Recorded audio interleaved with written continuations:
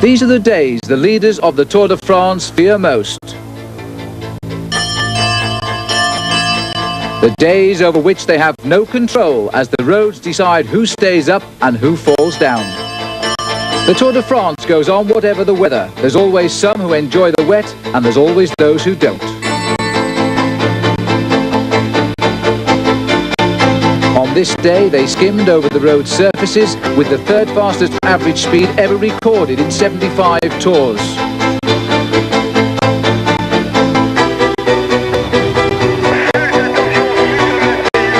But in such conditions, the inevitable always happens.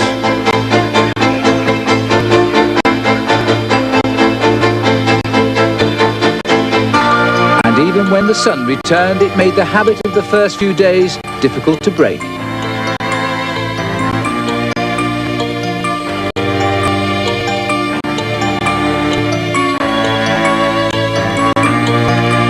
Of all the athletes, the body of the professional cyclist seems to be the most resilient. Thoughts of giving up are never entertained. This is why the Tour de France is so very, very special. Henny Kuiper, his 12th and final tour, he's felt it all before. But for others, it's a new experience soon to be forgotten. And first-timer Pascal Richard leaves the race with memories he never wanted. What other profession in the world demands so much from its employees that they entertain no thought of resignation? So these opening days of the 2,000 miles Tour de France have been more a war of attrition, the leaders dodging the fallers and the fallers getting back up to fight another day.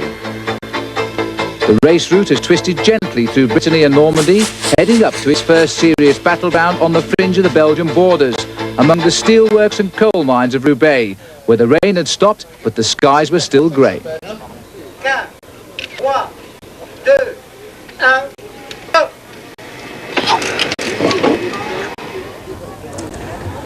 The crowds on the roadside of this year's Tour de France are as big, if not bigger, than ever before. And I think it's because they suspect a transition in the race, and they too are wondering just who will win. Bernardino, Stephen Roche, Greg LeMond are not here. Others now are trying to write their name in the colourful history of this great race. But until now, in this opening week, the big teams have been putting their men up front purely for the publicity. We haven't seen the real men with the ambition to win the Tour yet show their true strength. But today, they can't hide any longer.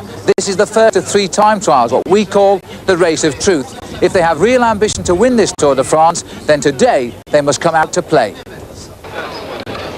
Laurent Fignon has won the Tour twice, but injuries have left a question mark on his ability and put a lot on his mind. The new French star is Jean-Francois Bernard. He finished 3rd last year and won 2 of these time trials as well. He now faces the real pressures of stardom.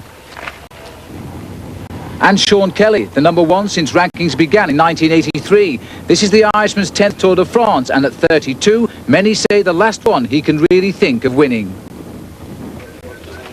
And there's America's hope, Andy Hampson, winner of the Tour of Italy. He's aiming for the first American double in the world's top 2 cycle races. Today's a crucial test for him. And if Hampson falters, then he may find his Mexican pounds into the